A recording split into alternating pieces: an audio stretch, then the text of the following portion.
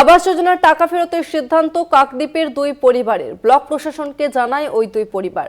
কাকদ্বীপের সূর্যনগরের বাজার বেরিয়ার ঘটনা। আবাসের টাকায় বাড়ি তৈরি সম্ভব নয়, তাই টাকা ফেরতের সিদ্ধান্ত।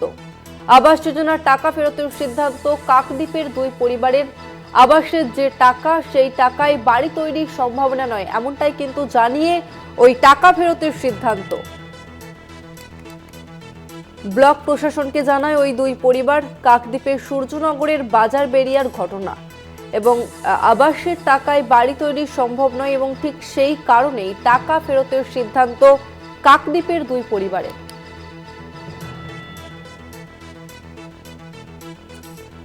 আবাসের টাকা ফেরানোর সিদ্ধান্ত নিলেন কাকদ্বীপের দুই পরিবার। আবাসের যে টাকা, সেই টাকায় বাড়ি বানানো সম্ভব নয় এবং ঠিক সেই কারণেই আবাসের টাকা ফেরত দেওয়ার সিদ্ধান্ত কাকদ্বীপের দুই পরিবারের।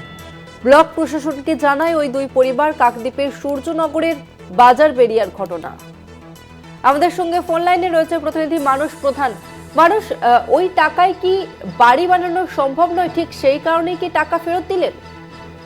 দেখো তসমিনা, তোমাকে প্রথমে বলেছি আবাস যোজনা যে 1,20,000 টাকা করে দেওয়া হচ্ছে যে গ্রাহকদেরকে, সেই টাকা কিন্তু এই যে মন্ডল পরিবার ও মিশ্র পরিবারের এই টাকায় যে কিন্তু ঘর বানানো যাবে না বলে এমন তারা কিন্তু স্পষ্ট জানিয়েছে ভিডিওকে লিখিত। কারণ যে তাদের এই যে কোনো মানে টাকা জমানো নেই বা কাজ করার মতো কিছু নেই, কিন্তু রাজ্য সরকারের যে ভাতা পায় সেই টাকায় কিন্তু এদের এই দুটি পরিবারের সংসার চলে। কিন্তু এই বাড়ি যে যাদের দুটি পরিবার, মিশ্র পরিবার, মন্ডল পরিবার, বাসযোগ্য কিন্তু ঠিক মতন নেই। কারণ কোথাও ঘরের চাল ভেঙে পড়ে যাচ্ছে, সেই কারণে কিন্তু তারা সেই অবস্থায় থাকবে। কিন্তু রাজ্য সরকারের যে টাকাটা 1,20,000 টাকা, এই টাকায় কোনো কাজ হবে না বলে তারা কিন্তু ভিডিওকে স্পষ্ট জানিয়েছে। সেই কারণে কিন্তু তারা অনড় ভিডিওকে কিন্তু জানানোর পরেই কিন্তু ভিডিও কাছ থেকে বা আমাদের পঞ্চায়েত সমিতির কাকদ্বীপ পঞ্চায়েত সমিতির সভাপতির কাছে যেটা জানা গেছে যে পঞ্চায়েত সমিতি এই দুটি পরিবারকে নিয়ে একটি আলোচনা করবে যে এই যে 1,20,000 টাকায় যে ঘর হবে না বলছে, তাদেরকে যদি মানে ওই টাকায় যদি ঘর বানানো যায় ভিডিও বা পঞ্চায়েত সমিতির পক্ষ থেকে, সেই নিয়ে একটু আলোচনা করবে।